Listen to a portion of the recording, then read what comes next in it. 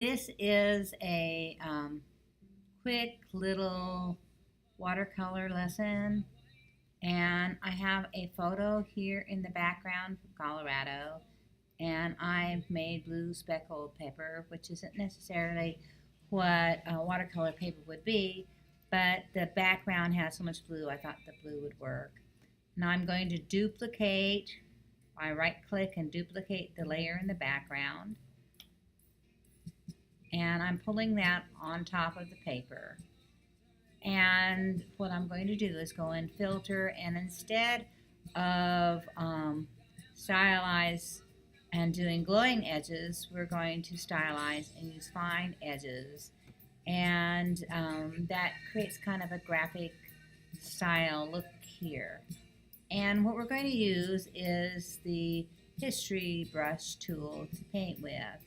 And I can use all different kinds of brushes here. Let's try the watercolor heavy loaded. I've been playing with oil and other ones, but I think it looks more like a watercolor than everything. Now here's the trick so that it doesn't look just like a photograph.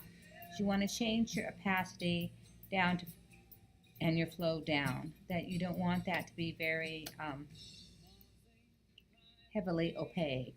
And I'm going to increase this size to about 80 pixels. And then I'm going to paint in kind of a soft circular motion. Try not to do too much overlapping. And if I overlap a lot on the cloud sections, it can bring some of that white back through. But what I wanted to have is a really light watercolorish look to it, and that's why I'm having the opacity be lower here.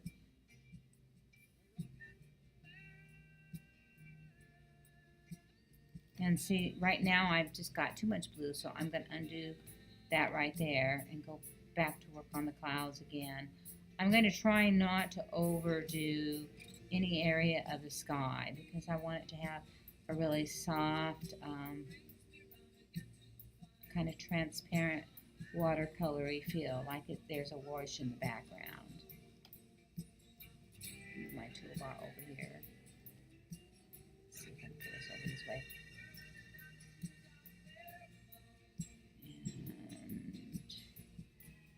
And that's where I was. No. There. History brush.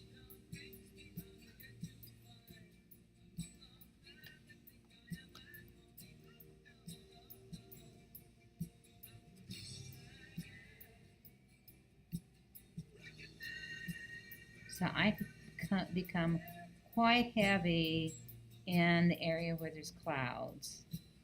But I'm leaving the sky be fairly transparent. A little darker along the bottom. Alright, and now with the trees, in the tree area, I don't want to overdo that either. The more realistic and photo-like it becomes, the less like a watercolor it is.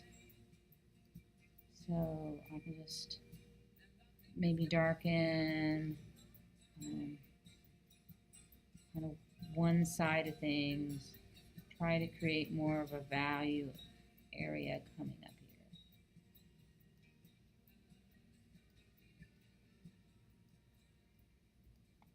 And a little bit more here and back in the sky. Tiny bit perhaps across the top. One thing that I've done in the past is when I have things that I want to just get the whole shot a little bit bluer. I just did that.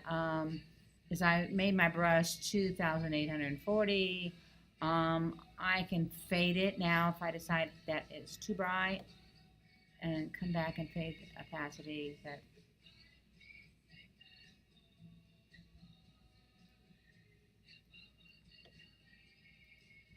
alright, and last but not least, let's put it down way tiny and see if I can just get some of these streaks. That's a little bit too tiny.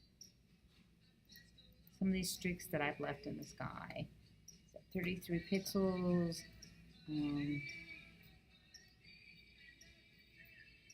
I can fade it if it's too harsh of an edge, and try to gradually fit that line in. So I faded it about 19%.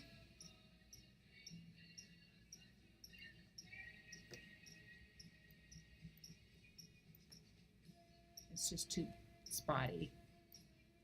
I think I'm probably better just leaving those edges as it is. Now it's on normal. I'm going to see what happens if I turn it to multiply. And I have lost some of the watercolory look, but I've got the paper there coming through. I can always make my paper maybe not quite as much texture in the background. So let's turn the opacity a bit down just a little. There's more texture.